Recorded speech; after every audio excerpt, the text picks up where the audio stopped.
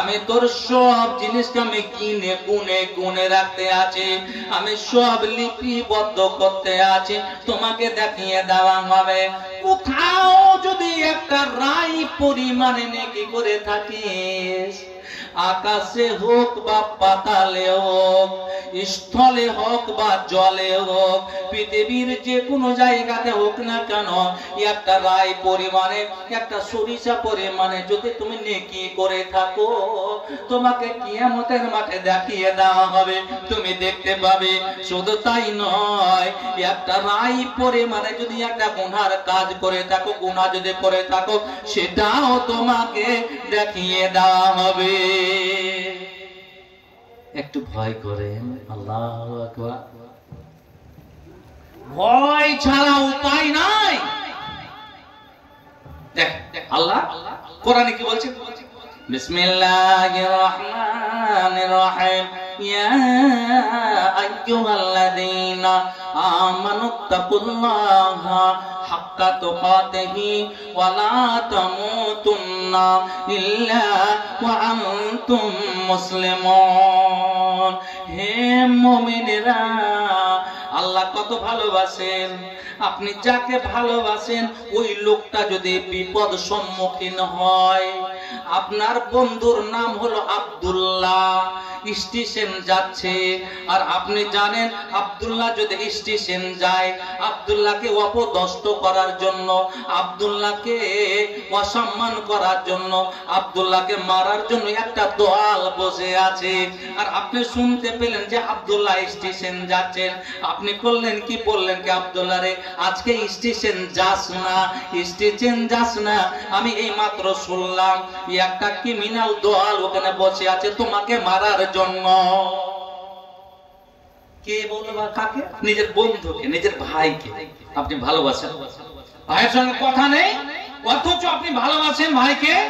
ভাইকে বলছেন না না না, যেতে হবে, আজকে যেতে হবে না, শুনলাম এরকম একটা বাজে একটা খবর শুনলাম, তুমি গেলেই তোমাকে হয়তোবা অপহরণ করবে, তোমাকে মারবে, তোমাকে অপদস্থ করবে।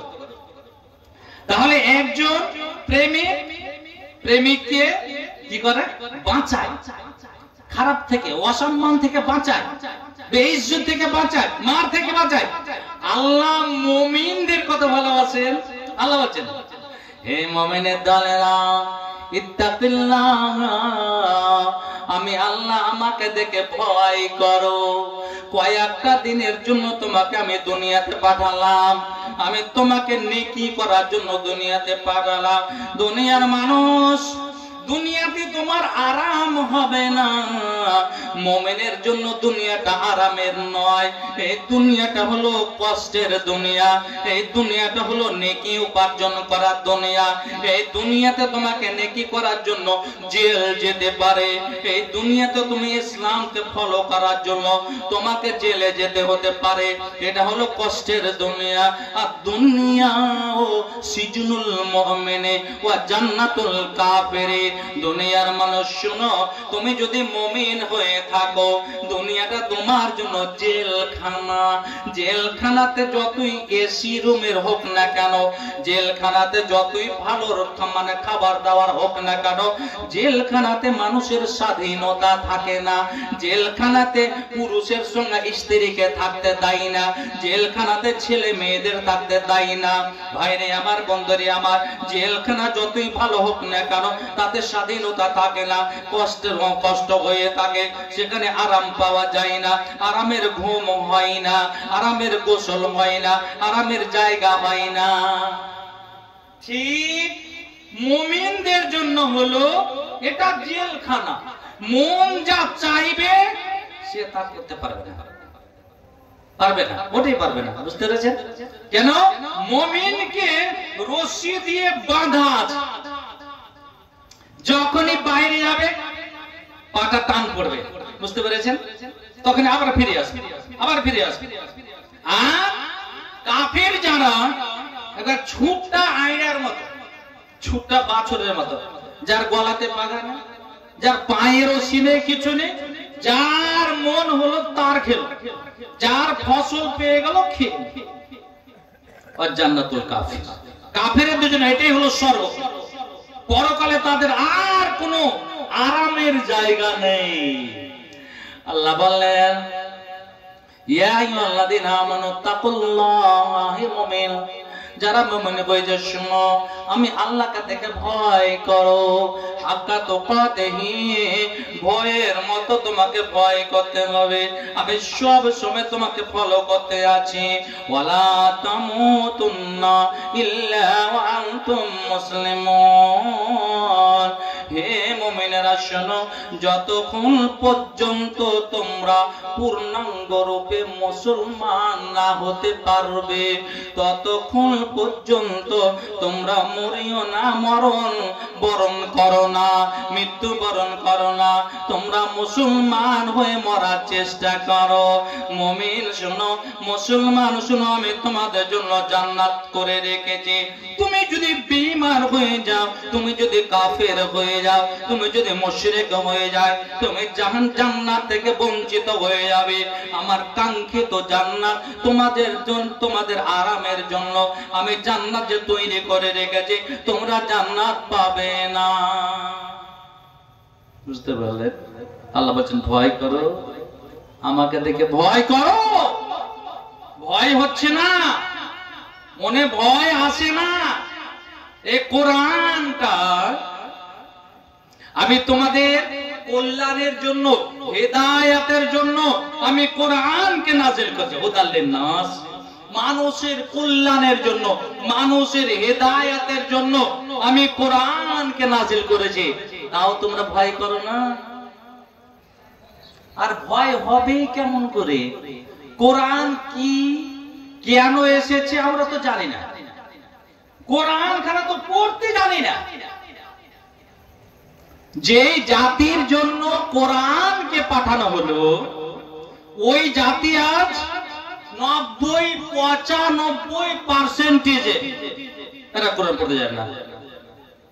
এখন অপমান করা ঠিক হবে না। আমার মনে হয় আমি যদি এখানে হাত তুলতে বলি, দেখা গেল 10টা লোক যে কোরআন পড়তে জানেন। আবার যারা জানেন কোরআন ভালো করে শুদ্ধ করে পড়তে পারেন না। বুঝতে পেরেছেন? আর আমরা হলাম সুবিধাবাদী মুসলিম।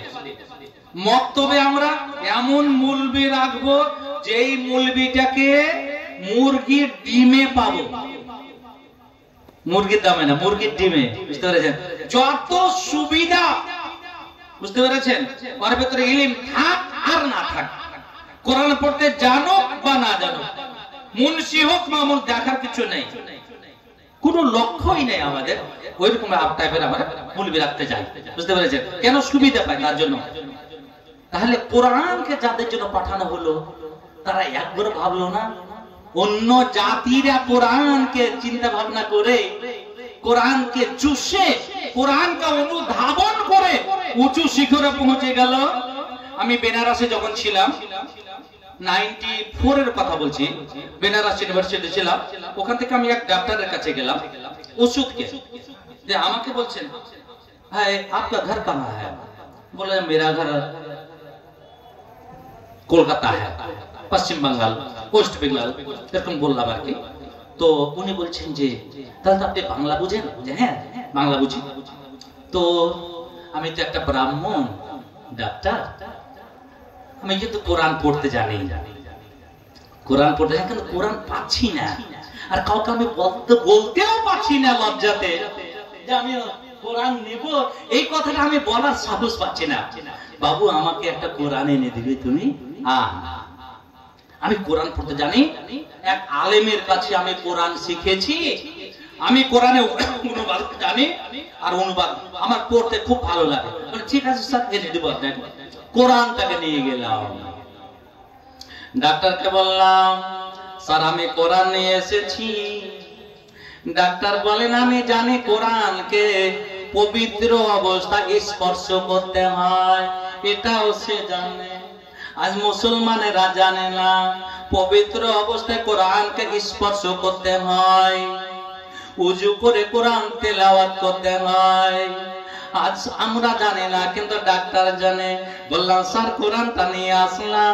বলে বাপুরে ওই যে গোদরেজটা রাখা আছে তার উপরে একটা সুন্দর করে কাপড় রাখা আছে, ওই কাপড়ের উপরে রেখে দাও। আমি এখন পর্যন্ত আমি গোসল করি নাই। আমি গোসল যখন করব, আমি যখন পবিত্র হয়ে যাব, কোরআনটাকে নিয়ে আমি একটু পড়তে আরম্ভ করব। ভাইরে আমার, বন্ধুরে আমার, বলেন তো আমার অবস্থা আজ এইরকম শোচনীয় কেন? আমরা কোন মানে কাজ করলাম? আজকে সব জায়গায় আমরা মার খাই। আজকে কাশ্মীরের মুসলমানের অবস্থা এরকম। সবচেয়ে ভয়াবহ অবস্থা ফিলিস্তিনের অবস্থা। দেখুন তো ফিলিস্তিনি এমন হয়ে গেল, সারা পৃথিবীর মধ্যে সব চাইতে স্বৈরাচারী, সব চাইতে জালেম ছিল হিটলার। এর পূর্বে আমরা জেনে রেখেছিলাম, ইতিহাস বলছিল সব চাইতে বড় জালেম হলো হিটলার। 60 লক্ষ ইহুদিকে সে মেরেছে। ভাই আমার, বন্ধু আমার, কিন্তু সব তার চেয়ে বড় মানে জালেম হয়ে গেল ইসরায়েলের প্রধানমন্ত্রী বেঞ্জামিন নেতানিয়াহু। আল্লাহু আকবার। গাজার অবস্থা কি করলো আপনি দেখতে পারেন, স্বচক্ষে দেখতে পাচ্ছেন।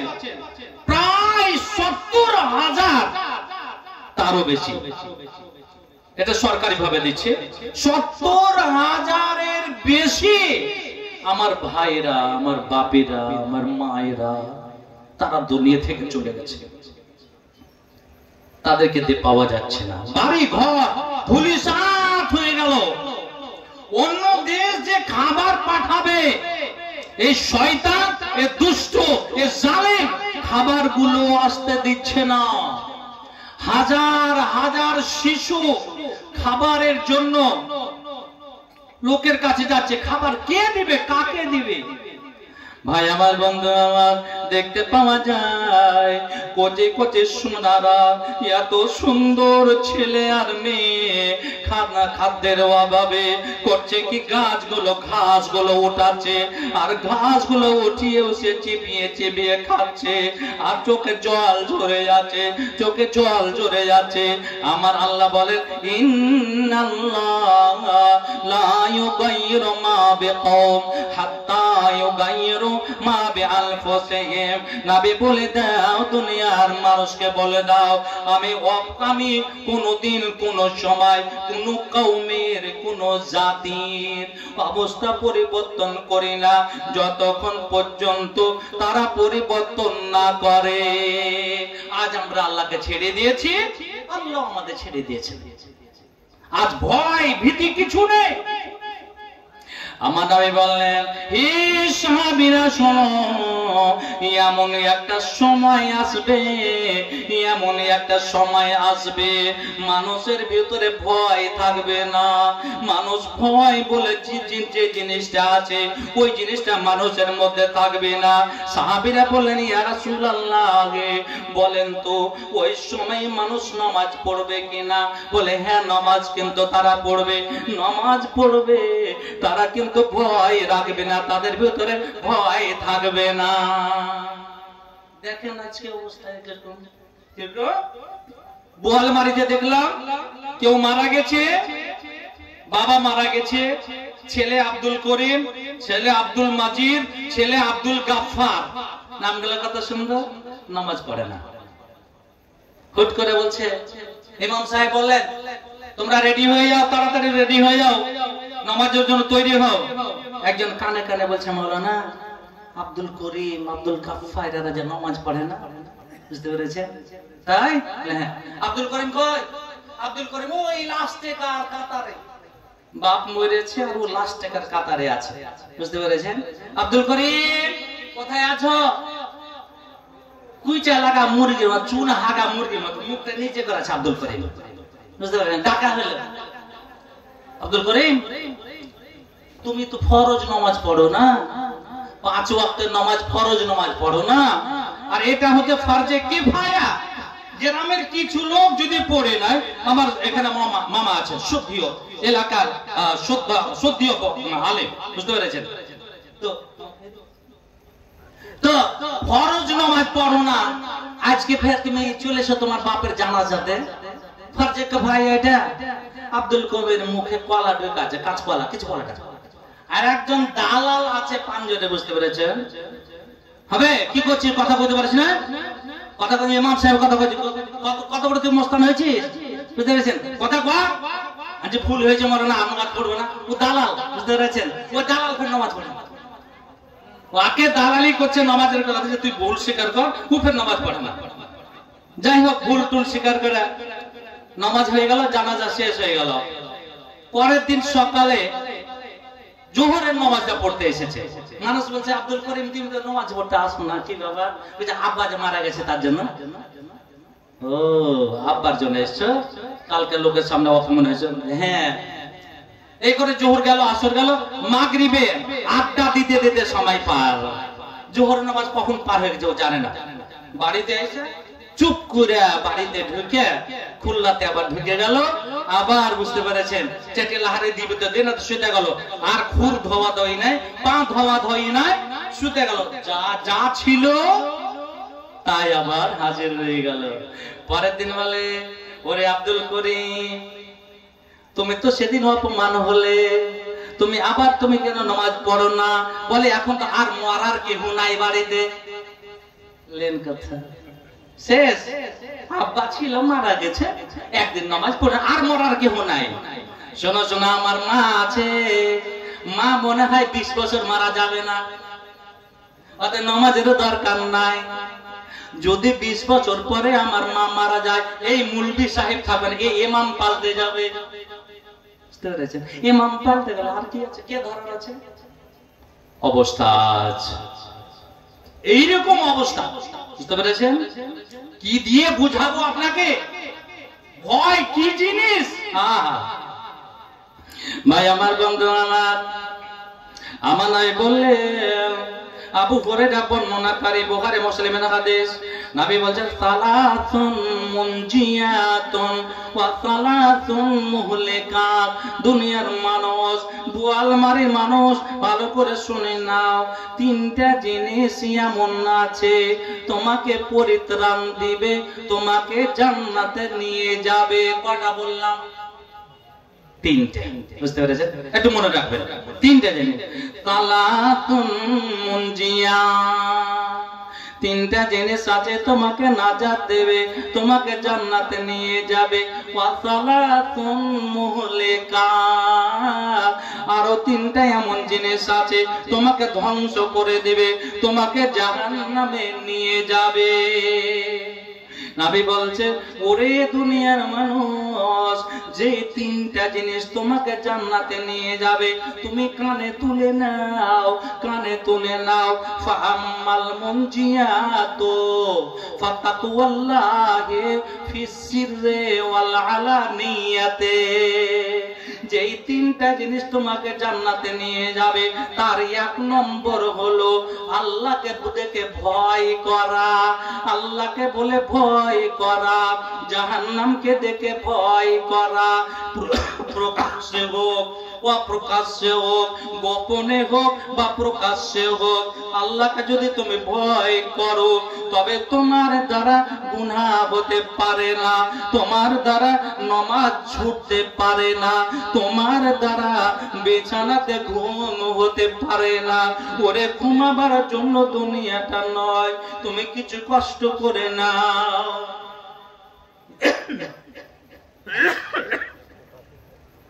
জীবনের প্রথম এটা জালসা, যে পোকা খেয়ে জালসা করতে হবে, বুঝতে পেরেছেন? আল্লাহু আকবার।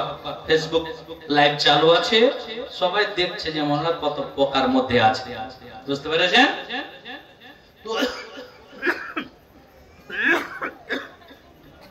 এক নম্বরে হলো, কি বললাম? এক নম্বরে আল্লাহর ভয়, গোপনে হোক প্রকাশ্যে হোক। যদি ভয় থাকে আপনার, কখনোই আপনার দ্বারা খারাপ কাজ হতে পারে না।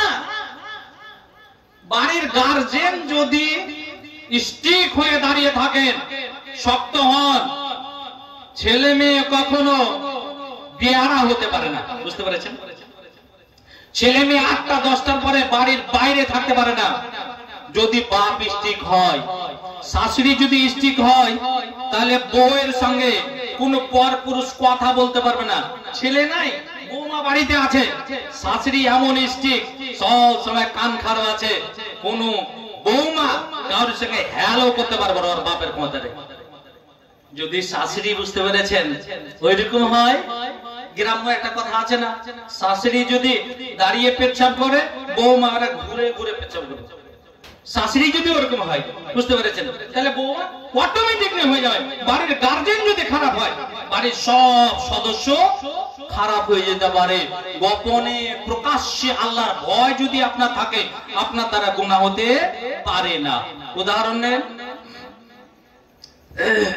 হযরতে মাইস বিন মালিক আসলামি, হযরতে বুরাইদা, উনি বর্ণনা করছেন কি, একজন সাহাবী, খুব বিখ্যাত সাহাবী, খুব জ্ঞানী সাহাবী, নবীর কাছে চলে আসলেন। নবীর কাছে এসে বলছেন, তাহিরনি ইয়া রাসূলুল্লাহ, হে আল্লাহর রাসূল, আপনি আমাকে পবিত্র করেন। উনি এই কথাটাই বললেন, তাহিরনি ইয়া রাসূলুল্লাহ, আল্লাহর নবী গো, আপনার কাছে আমি এসেছি, আপনি আমাকে পবিত্র করেন। নবী বললেন, ওরে সাহাবী, ইরজি ফাস্তাগফিরুল্লাহ ওয়া তুব ইলাইহি, তুমি বাড়ি ফিরে যাও, বাড়ি গিয়ে তুমি আল্লাহর কাছে তওবা করো, তুমি আল্লাহর কাছে তওবা করো, আল্লাহর কাছে ক্ষমা চাও, হতে পারে আল্লাহ তোমাকে ক্ষমা করে দিতে পারে। ফারাজা গায়রা বাঈদিন, অল্প কিছু দূর হেঁটে চলে যাচ্ছে সাহাবী, আর মনে মনে করছে, আল্লাহ রে, কেউ তো আমাকে দেখে নাই, তুমি দেখেছো। যার সঙ্গে আমার জিনা হয়েছে, যার সঙ্গে আমার অবৈধ সম্পর্ক হয়েছে, সেই জানে আর আমি জানি, তুমি জানো। কিয়ামতের মাঠে যারা জিনা করেছে দুনিয়াতে, যারা অন্য মহিলার সঙ্গে জিনায় লিপ্ত হয়েছে, ওই লোকটাকে চেনা যাবে, ওই লোকটাকে চেনা যাবে। এই লোকটা হচ্ছে জানি, এই লোকটা হচ্ছে জানিয়া। সে হযরতে মাইস বিন মালিক আসলামি অল্প দূর চলে গেলেন, আবার ফিরে আসলেন, না না না, আমি যাব না। ওরে আল্লাহর ভয় কেমন, আবার এসে বলছেন, তাহিরনি ইয়া রাসূলুল্লাহ, আর যদি কোন ছেলে জিনা করে নাই, অবৈধ প্রেমে যদি লিপ্ত হয়ে যায়, আর ও যদি নেতার বেটা হয়, তাহলে 7 খুন মা। ও মোড়লের যদি বেটা হয়, সর্দারের বেটা হয়, নেতার বেটা হয়, তাহলে আর বিচার হবে না। হবে জি, বিচার হয়ে দিচ্ছে, হবে না, বিচার হবে না, না, এটা ফালতু কথা। ভয়। হযরতে মাইস বলছেন, ইয়া রাসূলুল্লাহ, আপনি আমাকে পবিত্র করেন। 4 বার হয়ে গেল, 4 বার বলা হয়ে গেল। আমার নবী বললেন, ওরে মাইস শুনো, ফিমা উতাহিরুকা, আমি তোমাকে কিসে থেকে পবিত্র করব, কি হয়েছে তুমি খুলে বলো। উনি বলছেন, মিনাজ জিনা ইয়া রাসূলুল্লাহ, ইয়া হাবিবাল্লাহ, আমি শয়তানের চক্রান্তে পড়ে গিয়ে, শয়তানের পাল্লায় পড়ে গিয়ে আমার দ্বারা জিনা হয়ে গেছে। আমি একজন জানি, আমি একজন ব্যভিচারী, আমি একজন ব্যভিচারকারী। আল্লাহ, হে আল্লাহ রাসূল, আপনি আমাকে পবিত্র করেন। দেখতে পেলেন, কেউ দেখেনি জিনা করতে, কেউ দেখেনি। কে দেখেছে? আল্লাহ। আর কে জানে? ওই নিজে। আর কে জানে?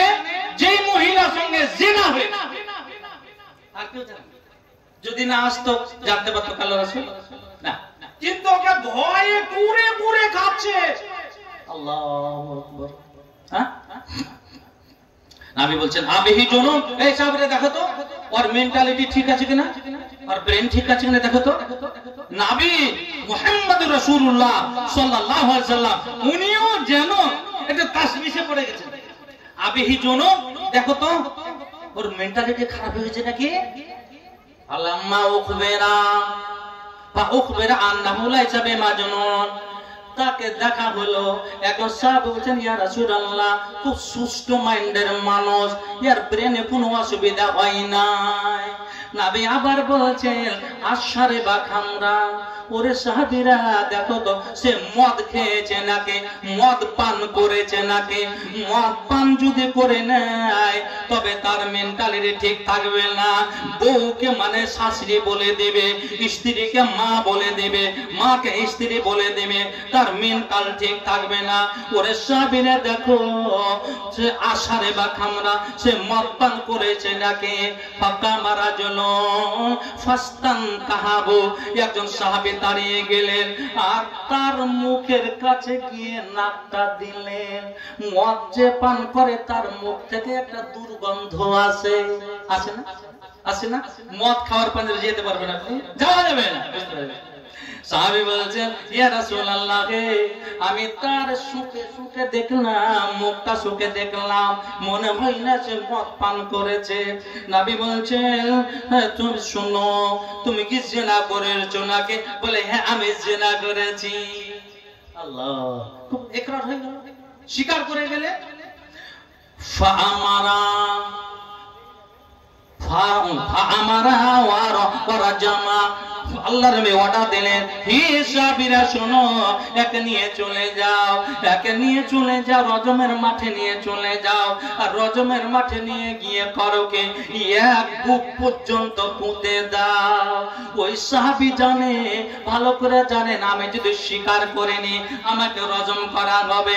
ওরে এই আইনটা যদি ভারতবর্ষে টিকে থাকতো, একজন মানুষ, একজন বিবাহিত মানুষ বিবাহিতা মহিলার সঙ্গে, মাশাআল্লাহ আলহামদুলিল্লাহ, তো একজন বিবাহিতা পুরুষ বিবাহিতা মহিলার সঙ্গে যদি জিনায় লিপ্ত হয়ে যায়, কোরআন বলে, ওরে শরীয়ত বলে তাকে এক কোমর পর্যন্ত পুঁতে দাও। আর পুঁতে দিয়ে চারিদিক থেকে পাথর ছুঁড়ে ছুঁড়ে ছুঁড়ে ছুঁড়ে রক্তাক্ত করে তাকে মেরে ফেলো। এটা হলো রজম। আব্দুল মাইজ বিন মালিক আসলামী জানেন, আর জানা সত্ত্বেও মনে করছে আরে এই দুনিয়াটা আরামের নয়, এই দুনিয়াতে আমি জিনা করে থাকবো, কিয়ামতের মাঠে সবাই আমাকে চিনতে পারবে, আর এই জিনার কারণে, কাবিরা গুনার কারণে আমাকে জাহান্নামে যেতে হবে। আল্লাহ, তাকে রজমের মাঠে নিয়ে যাওয়া হলো, এক বুক পর্যন্ত পুঁতে দেওয়া হলো, চারিদিক থেকে পাথর ছুঁড়ে ছুঁড়ে, কাউরির পাথর মাথায় লাগলো, কাউরির চোখে লাগলো, কাউরির পিঠে লাগলো, রক্তাক্ত হয়ে সে মারা গেল। আহ সুবহানাল্লাহ, আল্লাহর ভয়। 2 দিন 3 দিন পরে নবী বলেছেন ইস্তাগফিরু লিমাইজ ইবনে মালিক, হে সাহাবীরা দুনিয়ার মানুষেরা শুনো, তোমরা মাইজ বিন মালিকের জন্য ক্ষমা প্রার্থী হও, তোমরা আল্লাহর কাছে ক্ষমা প্রার্থী হও। শুনো শুনো, লাকাত তাবা তাওবাতান লাউ কুসিমাত বাইনা উম্মাতিন লা ওয়াসাআতুহু। হযরতে মাইজ বিন মালিক আসলামী জিনা করেছিল বটে, কিন্তু আল্লাহর কাছে এত কান্না কাটা করেছিল, এত কান্না কাটা করেছিল, এত তওবা করেছিল, রব্বুল আলামিন আমি আর জিনা করব না, আমি আর ব্যভিচারের পথে যাব না, আমার দ্বারা জিনা হবে না। আল্লাহ তুমি ক্ষমা করে দাও, ক্ষমা করে দাও, ক্ষমা করে দাও। আমার নামে বললেন লাকাত তাবা তাওবাতান লাউ কুসিমাত বাইনা উম্মাতিন লা ওয়াসাআতুহু। ওরে একদল মানুষ যারা জাহান্নামে, মানে জাহান্নামের মুস্তাহিক হয়ে গেছে, যারা জাহান্নামে যাওয়ার উপযুক্ত হয়েছে, ওদের উপরে যদি মাইজ বিন মালিক আসলামের তওবাটাকে যদি ভাগ করে দেওয়া হতো, তারাও নাজাত পেয়ে যেত। আল্লাহ ভয়, বুঝতে পেরেছেন? পানিও যে খাবো ক্ষমতা এখানে নাই। এই যে কয়েকটা মাত্র 8-10টা পোকা মনে হয় ভিতরে গেল, বুঝতে পেরেছেন? আর খাবার আজকে আমার মনে লাগবে না। চলেন ভয়ের কথা বলছি, ভয়ের কথা আপনাকে বলছি। দেখেন আরেকজন সাহাবীর কথা বলছি আপনাকে। একজন সাহাবী মাঠে কোদাল নিয়ে বাগানে কাজ করতে আছে। আমরা কাজ করি, বুঝতে পেরেছেন? বসেন, চলে যাচ্ছেন নাকি? বসেন বসেন বসেন। আরে টাকা দেবেন ইনশাআল্লাহ। আলহামদুলিল্লাহ, আমি টাকার জন্য উঠেছি, মসজিদের জন্য।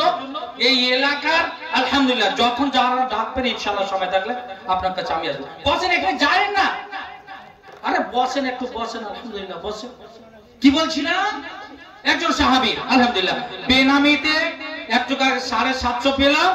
আর একজন আমার নামটা ভুলে যাচ্ছি, এনার নাম ফজলুর রহমান, মাশাআল্লাহ, আলহামদুলিল্লাহ, ভালো করে চিনি, আলহামদুলিল্লাহ।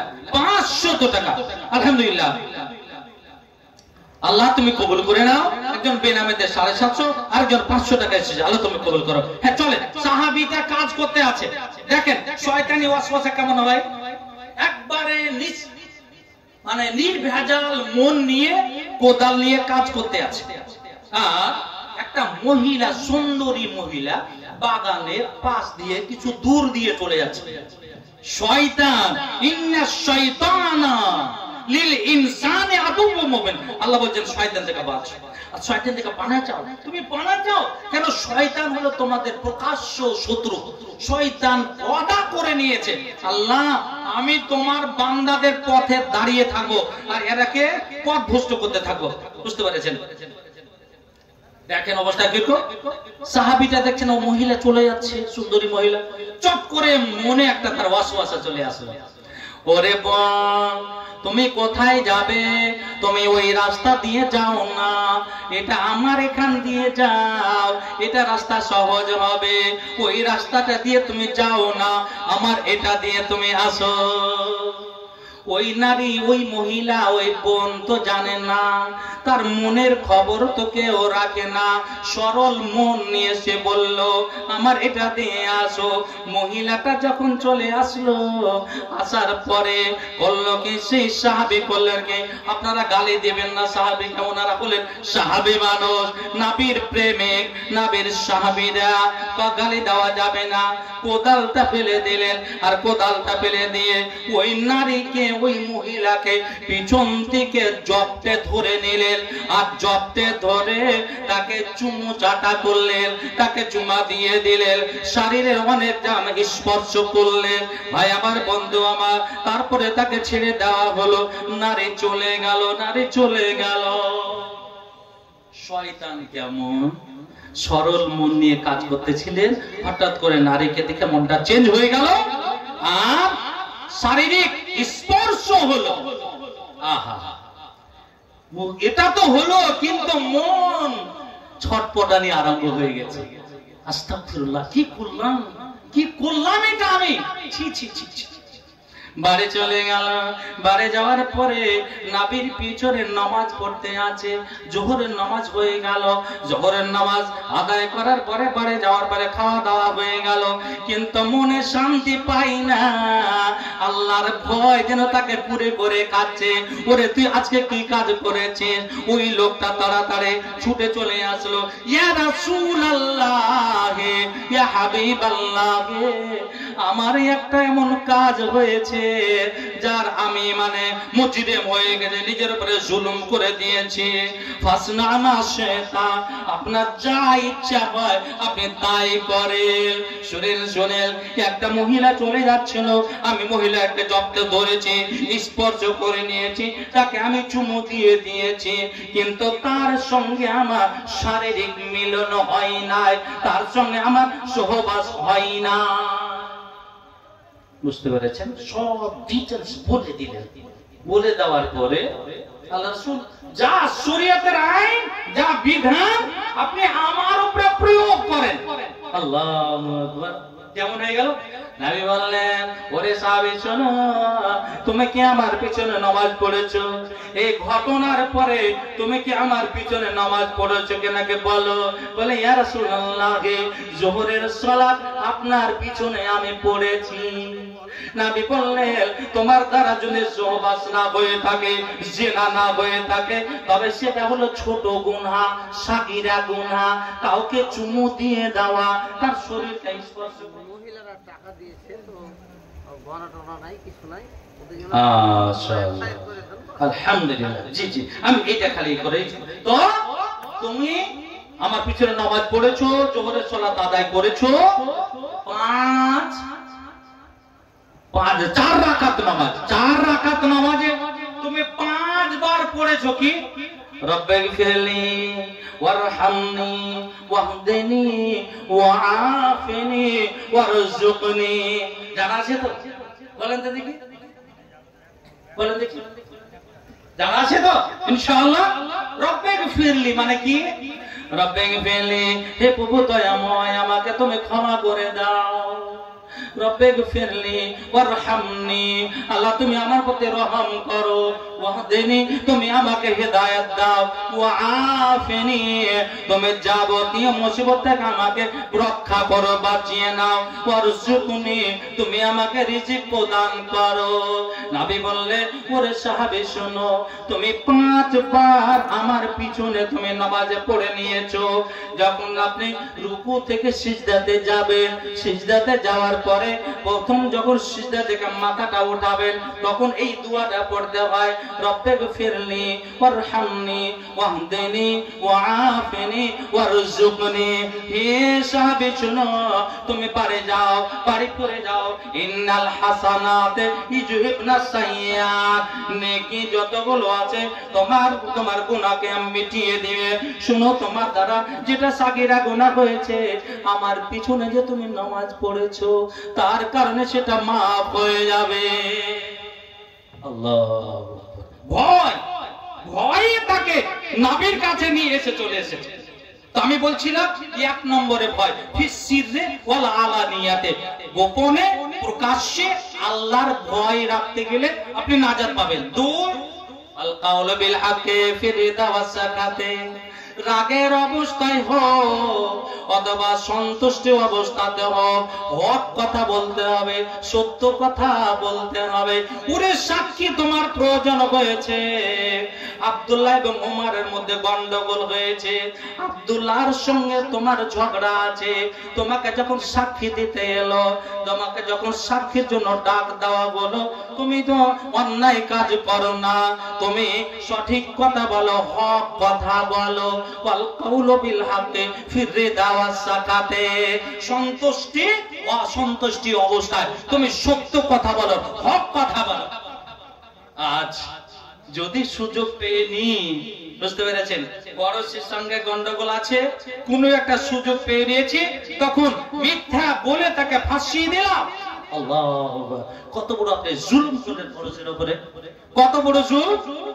আর কি আল কাসদু ফিল গিনা ওয়াল ফাকরে, সচ্ছলতা অসচ্ছলতায়, গরিবের অবস্থা হোক না কেন, ধনীর অবস্থা হোক না কেন, মিডিয়াম পন্থা অবলম্বন করা।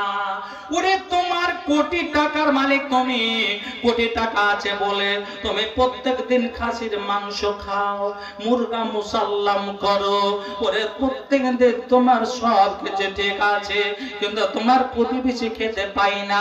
আমার নবী বললেন, ওরে শুনো শুনো, ওয়াল কাসদু ফিল গিনা ওয়াল ফাকরে, তুমি সচ্ছলতায় অসচ্ছলতা অবস্থায় তোমাকে মিডিয়াম পন্থা অবলম্বন করতে হবে। তাহলে 1 নম্বরে হলো কি আল্লাহর ভয়, গোপনে বা প্রকাশ্যে। আর 2 নম্বরে হলো সঠিক কথা বলা। 3 নম্বরে হলো মিডিয়াম পন্থা অবলম্বন করা, খরচ করার দিক দিয়ে। এই 3টা হলো নাজাত দিবে। আর যে 3টা আপনাকে ধ্বংস করে দিবে, আপনাকে জাহান্নামে নিয়ে যাবে। 1 নম্বরে হলো হাওয়ান মুত্তাবাউন, প্রবৃত্তির অনুসরণ করা, মনে যা চাইলো তাই আপনি করে বসলেন। বাড়িতে বসে আছেন, রাস্তায় বসে আছেন, একটা মেয়ে চলে আসলো, আপনার মন চাইলো এনজয় করা, আপনি তাকে ধরে নিলেন, আপনি তার সঙ্গে জিনা হয়ে গেল, সেটা কাবিরা গুনাহ হয়ে গেল। মনের প্রবৃত্তির অনুসরণ করা হলো। ওরে মনে হলো চুরি করা, আপনি চুরি করতে চলে গেলেন। আপনার ডাকাতি করার মনে হলো, আপনি ডাকাতি করতে চলে গেলেন। আপনার এইগুলো মনে মানে পূজা করা হলো, প্রবৃত্তির অনুসরণ করা হলো, মন যা চায় তাই করে বসলো। শরীয়তকে দেখলো না, কোরআনকে দেখলো না, হাদিসকে দেখলো না। ওরে শুনে শুনে সেই লোকটা জাহান্নামে চলে যাবে। এবং কৃপণতা অবলম্বন করা, আল্লাহ রাব্বুল আলামিন বললেন, হে দুনিয়ার মানুষ, আমি তোমাকে রিজিক দান করলাম, আমি তোমাকে ধনী করলাম, এই দুনিয়ার বুকে আমি তোমাকে ধনী বলে বিবেচিত করলাম, নির্বাচিত করলাম। তুমি করো কি? আমার দেওয়া ধনগুলো, আমার দেওয়া মালগুলো আমার মসজিদে নিয়ে আসো, আমার রাসূলের প্রতিষ্ঠানে নিয়ে আসো, রাসূলের মাদ্রাসাতে নিয়ে আসো, সামাজিক কাজে নিয়ে আসো, যেখানে নেকির কাজ হবে সেখানে তোমরা নিয়ে আসো। আল্লাহ নিজে বললেন, বিসমিল্লাহির রহমানির রহিম, ইন্নামা ইয়ামুরু মাসাজিদাল্লাহি মান আমানা বিল্লাহি ওয়াল ইয়াউমিল আখির ওয়া আকামাস সালাতা ওয়া আতাজ যাকাতা ওয়া লাম ইয়াখশা ইল্লাল্লাহ। মসজিদ কারা বানাবে? সবারই দ্বারা মসজিদ বানা সম্ভব নয়, টাকা থাকলেও সম্ভব।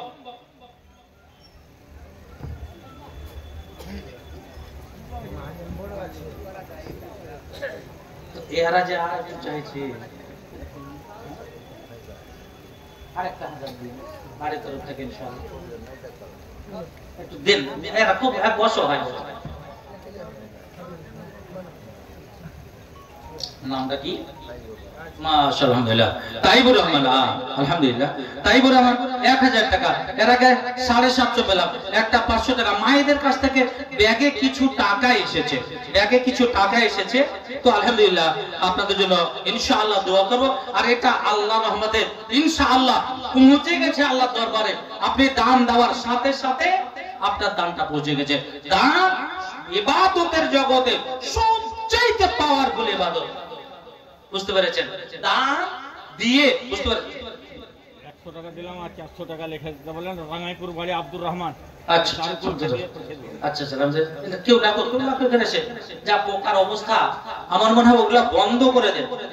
মহিলাদের আর কোনো ব্যবস্থা করে এখানে এই অবস্থাতে, এই পরিবেশে।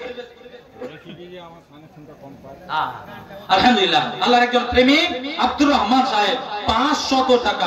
আলহামদুলিল্লাহ, উনি কানে কম শুনতে পান, আপনাদের কাছে একটু দুয়ার কথা জানিয়েছেন এখানে, বুঝতে পেরেছেন?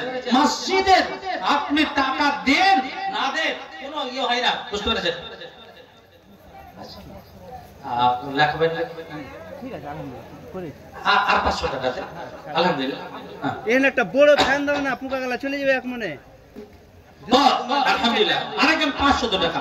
বলছিলাম, আল্লাহুম্মা আনতাস সালাম ওয়া মিনকাস সালাম ওয়া হাইয়িনা বিস সালাম তাবারাকা ইয়া দাল জালালি ওয়াল ইকরাম। আল্লাহুম্মা সাল্লি আলাইহিম ওয়া বারিক আলাইহিম, আল্লাহুম্মা সাল্লি আলাইহিন্না ওয়া বারিক আলাইহিন্না। রব্বুল আলামিন, তোমার মসজিদকে বানানোর জন্য যারা এগিয়ে এসেছে আল্লাহ সকলকে তুমি চিনো আর জানো।